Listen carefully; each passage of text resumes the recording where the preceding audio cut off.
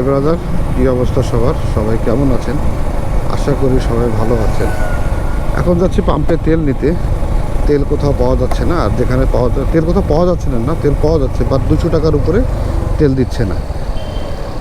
যে এই কয়েকদিন যেভাবে পাবলিক মানে হুমড়ি খায়া তেল নিল রে ভাই, একজন লোড করলো, সেটার ইম্প্যাক্ট অলরেডি পড়া শুরু হয়েছে।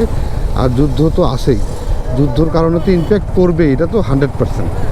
কিন্তু তার আগেই পাবলিক যে পরিমাণ তেল নেওয়া শুরু করছে, যাই হোক, তারপরেও তো 200 টাকা করে তেল পাই, আমার কোনো অসুবিধা নেই, আমার 200 টাকা তেল দিয়েই হবে। কিন্তু যাদের প্রয়োজন, যারা বিভিন্ন জায়গায় জব করে বা বিভিন্ন জায়গায় যায়, তাদের ক্ষেত্রে আসলে এবার একটা চ্যালেঞ্জিং বিষয় হয়ে দাঁড়াবে। দেখি এখানে যাই, এই পাম্পে যাই, তেল কয় টাকা দেয় দেখে যায়।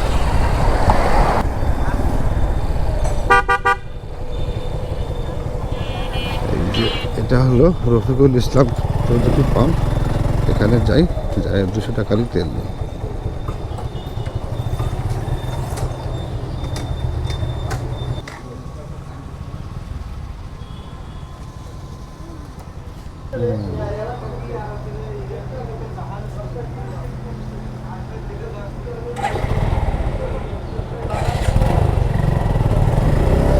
কয় টাকা পর্যন্ত দেওয়া যায় ভাই?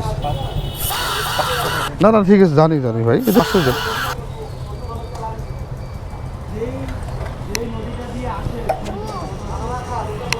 কি একটা ঝামেলা শুরু হইলো না, কি সমস্যা ভাই?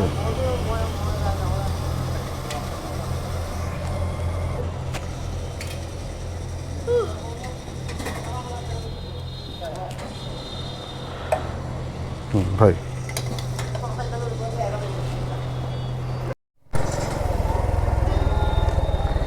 এই হলো কাহিনী। তেল নেওয়া এখন মুশকিল, কারণ তেল পাওয়া এখন অনেক মুশকিল। তেল একটা লিমিট করে দিচ্ছে, আপনি চাইলেও তেল বেশি করে নিতে পারবেন না, আপনি চাইলেও তেল লোড করতে পারবেন না।